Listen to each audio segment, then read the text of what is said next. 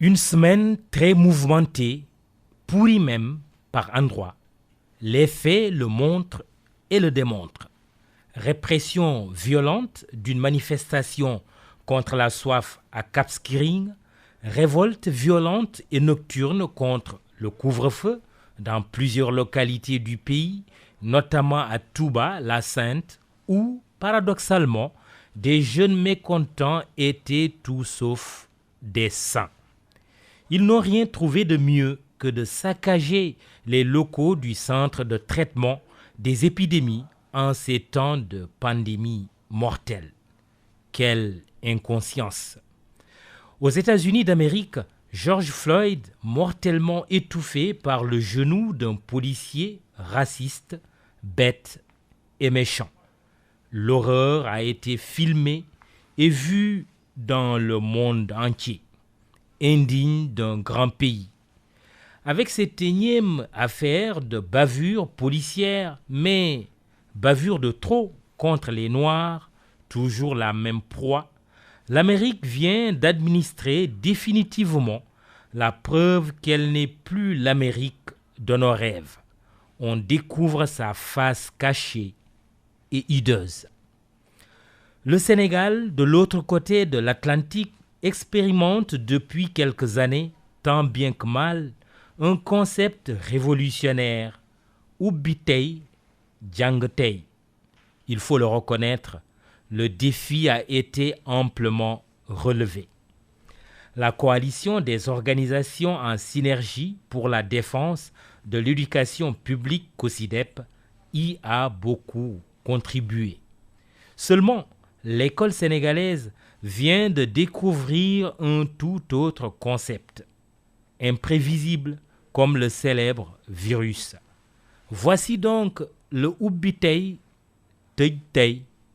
Décidément, le coronavirus nous fait tourner la tête, de quoi perdre même pied, ou plutôt la main sur les choses et les êtres. La Covid-19 dicte sa loi à tout le monde. La planète navigue entre confinement, déconfinement et reconfinement. Le Sénégal n'y échappe pas. C'est pour cette raison qu'il faut relativiser le rendez-vous manqué du 2 juin. Tous les acteurs doivent saisir ces instants pour prendre davantage conscience des enjeux de l'éducation qui devraient faire consensus.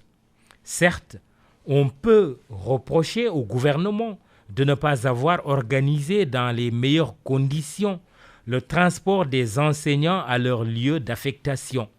Les images du terminus de Liberté 5, pris d'assaut par une foule d'enseignants, étaient dignes d'un daral, foirail, alors que tout rassemblement de cette taille est strictement interdit.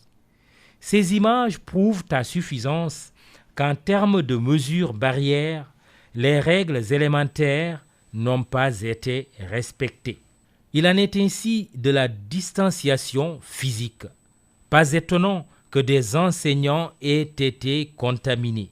De ce point de vue, l'excuse de l'impréparation ne saurait prospérer, mais de ce strict point de vue uniquement. La gestion de cette crise sanitaire n'est pas facile. Dans d'autres pays, au système pourtant plus huilé comme le Japon ou la France, des écoles rouvertes ont été très vite refermées. Il n'y a pas de honte à renoncer à une réouverture des classes. Soit dit en passant, la maladie n'est pas honteuse, même si elle reste très contagieuse.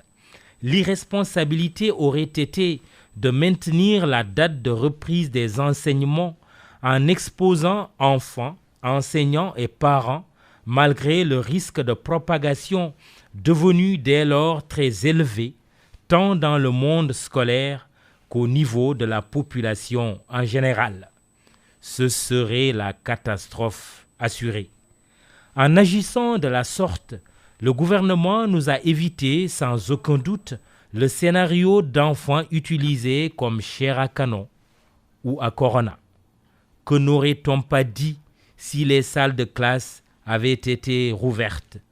À l'arrivée, les écoles et universités restent toujours fermées. Mais l'heure est à l'assouplissement avec les dernières mesures annoncées.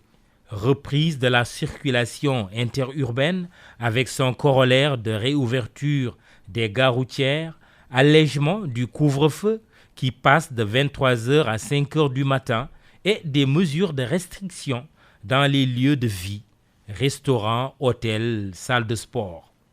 Il faut bien que la vie reprenne. Le pic est-il derrière nous? Le ministre de la Santé, Abdoulaye Diouf Sarr, l'a annoncé. Espérons que le virus ne gâchera pas la fête. Prudence et vigilance.